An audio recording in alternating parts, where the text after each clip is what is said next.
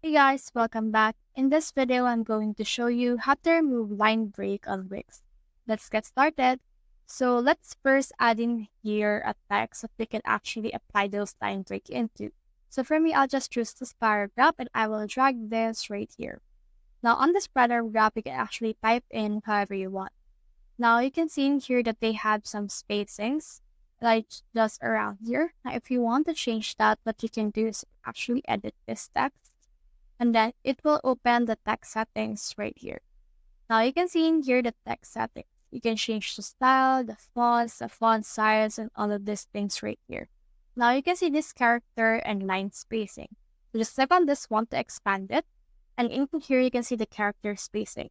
So this will actually make the character closer or apart just like this. So it totally depends on you how close you want them to be. Now, in here on the line spacing, it will change this specific part of the line. So you can change it and adjust it in order to make them wider like this or closer like this. And that way you will be able to expand or actually prevent the line break from happening. So that's the whole process. If you have found this video helpful, so you can leave a like below or subscribe because it helps reach more people. See you soon.